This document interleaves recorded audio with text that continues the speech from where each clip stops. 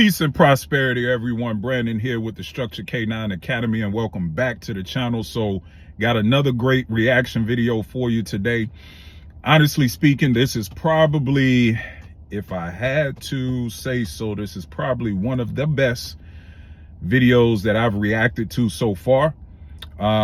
There's still some things that I would like to have seen in the video, but overall, this is probably one of the best videos I've seen so far as how the dog has been taught to fight and not just taught to bite, right? There's a huge difference that I believe a lot of people are oblivious to because we're so bite focused in the dog protection world or in the dog sport world.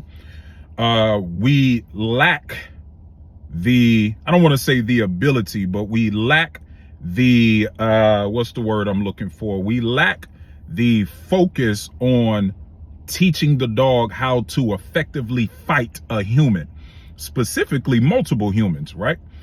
So without further ado, let's get into this video and let me show you what we're talking about. Okay, so right off the bat, you see the dog come in. There's two men, right? There's two assailants. The dog comes in and takes the bite from the first person, right? So now what's very important about this is you see the dog goes for the most immediate person, right? So in defense, we call that proximity, right? Defense is predicated upon proximity, which means you neutralize the most immediate threat, right? Now, what you would typically see in a two-man scenario with the dog is the handler will send the dog to the threat that is the furthest away from the handler, right? So then once the dog runs to the person that's 100 meters away from the handler, you'll see the second person come in, that's the most immediate threat, come in and start hitting on the handler and stuff like that. Then the handler has to call the dog back to engage the second person. Now, I understand from a sport application why they do that. They are showing control. They are showing obedience. They are showing the ability to call the dog off of one bite and call the dog back to them to engage the second bite. But when it comes to real life application, that is not the smartest thing to do, right? Because first of all, in real life application, it's very rare that your dog is going to be off the leash, right? Based on the law, your dog is supposed to be on a leash, right? Which means you have no business specifically in the public. Now, if you're on your own private property, that's something a little different, right? That's something a little different. Now, for me personally, for the most part, especially if you're on your property and you're in an open field, I personally would still have my dog on a leash, right? Because I believe it is the smartest thing to do to make sure that you protect yourself, because even on your property, people can still sneak up on you, right? So if your dog is 100 meters away from you searching the property, right, and the person sneaks up behind you, then you already lost the battle, right? The damage is pretty much already done, right? The person can stab you, knock you out, do whatever they want to do, and the damage is already done. So I would still advocate for having my dog on the leash, even on my own property, if I am searching a large open space, right? Now, in my house, slightly different, right? The leash could still apply in the house, right? But it wouldn't be such a bad thing if the dog is already off the leash, right? But that's another video for another day.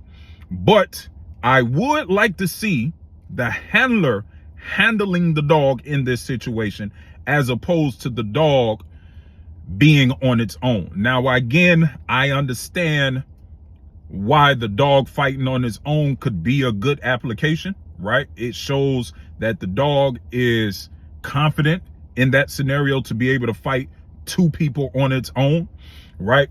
But again, I am such an advocate for the handler handling the dog. I personally would have liked to seen the handler handling the dog, using the dog in a tactical manner to fight these two people and keeping the two people away from the handler, right? That's what I would like to have seen in this scenario. But outside of that, man, this is a great display of a dog fighting two men. So let's get back into it. All right, so you see him taking the first bite, and the other guy, right, the other guy came in hitting the dog, and you saw the dog let the bite go and engage the second guy, right? This to me is a great display of how to fight humans, not how to bite. Because if it was most dogs, based on how most dogs are taught, that dog would have been taking the hit from the second person, right? Which could have been a bat, which could have been a knife. It could have been anything. It could have been a 2x4, anything that could be causing major harm to the dog, right? So the second guy is just beating the dog to death while the other guy is taking the bite. But you saw the dog was smart enough to say, oh, what is this hitting me? Let me turn around and neutralize that, right? So now you're effectively fighting two men, right? Which to me is a smart dog, right? So let's get back into it, right? So then right away, you saw the dog go back to the third guy because the first guy, right, started hitting the dog as well. So now he's engaging the first guy. Now I would do this scenario a tad bit different, right? I wouldn't, you see the second guy is kind of waiting to go back in, right? I would play this scenario a little bit different. Again, if the dog was on the leash, there's a specific way that my teacher taught me, right?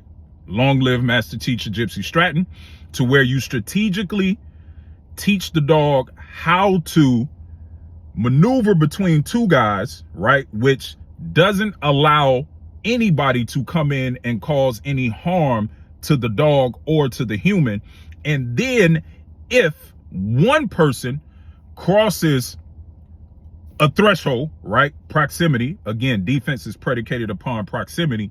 Then the dog will engage the person that poses the most threat, right?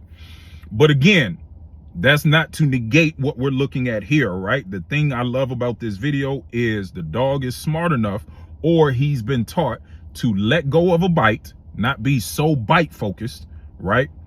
And be more oriented in how to fight a human, specifically two humans, and why can I say humans? Two humans in this particular scenario, right? So let's finish the video. Right? See the second guy hitting, right? Now the only thing that I would have liked to have seen, right? Which this dog could still be in training. We don't know. I'm just going based off what I see in this video, right? I would like to have seen the dog disengage a little bit faster, right?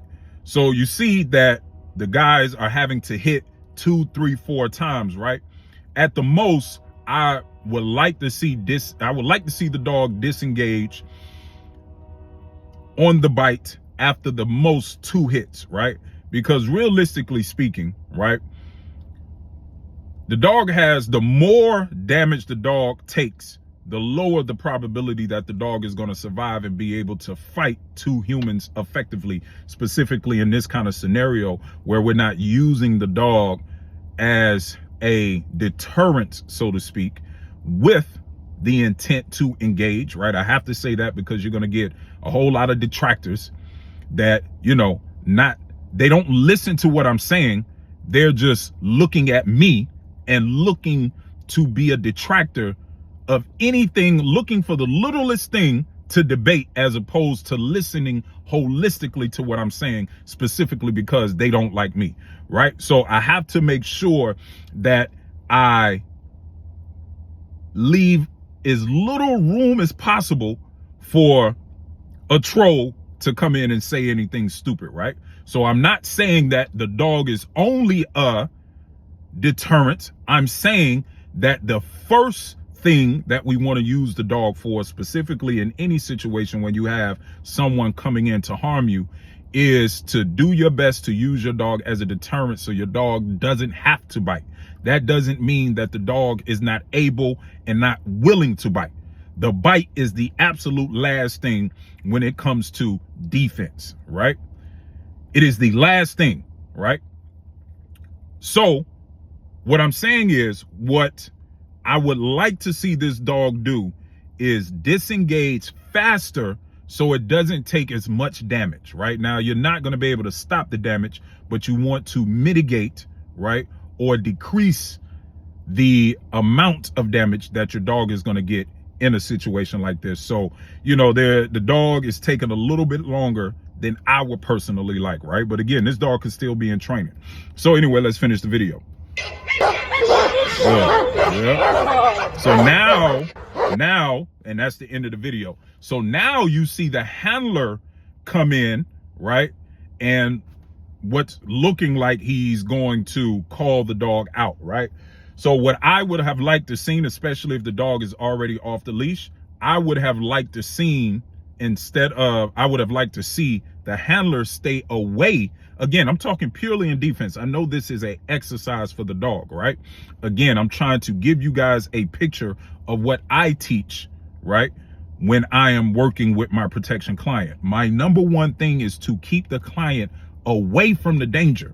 That is my number one thing, is to protect human life at all costs, right? So in this scenario, right, what I would have liked to see is the handler stay as far away from the danger and call the dog back to him, as opposed to the handler coming to the dog to call or to get the dog out of the bite, right? That's what I would like to have seen. But I know in most situations, the reason why they do that is because they may not have an out on the dog. So they have to go to the dog to choke the dog off the bite or whatever it may be, right? So anyway, folks, that's the end of the video. Again, this is one of the best videos that I've seen as far as a dog engaging two people. But again, I would have liked to have seen the dog on a leash, right? Being used as a deterrent. And then once one of the decoys or the helpers or whatever you want to call them crossed a specific threshold to where the dog had clear ability to engage the person, then the dog takes that bite. And then there's a systematic way to use the dog to still engage, right? Engage two men, right? At the same time, take a bite, call the dog off that bite, take a bite from that person. There's a systematic way. There's a tactical way that I teach to do the same thing, just in a more realistic manner. So anyway, folks, that's the video. Again, one of the best videos that I've reacted to so far. And as always, there's never anything personal against the trainers, right? I am only here to edify defense and critique the work, right? That is my only goal, right? To edify the defense and positively critique the work as best I can. If there's nothing positive to critique, then I mean, the only thing I can do is criticize, right? Specifically, let me make this clear. Specifically, if you say you are working your dog in defense, right? Because I consider myself a specialist in defense, right? I take it upon myself to make sure that we, as trainers, if you are working your dog in defense, to uphold defense to the highest standard, right? So this way, we can make sure across the board we are applying defense the same way that they do. That, you know, there's a standard across the board for pretty much anything else, right? My goal is to create a standard of defense, so that way when people talk about defense, they understand exactly what it is. So anyway, folks, that's it for today. If you have any videos that you would like for me to react to, send them to my email, thestructuredk9academy@gmail.com. But send me the link. Do not send me the video. Send me the link to the video, because that's the best way for me to access the video. And as always, I'm not here to change your mind. I'm only here to give you the information so you can change your own mind. And with that being said, this is Brandon with the Structured K9 Academy. And until the next video, you are the master of your fate, the captain of your soul. Stay safe, better yet, stay dangerous. Peace and prosperity.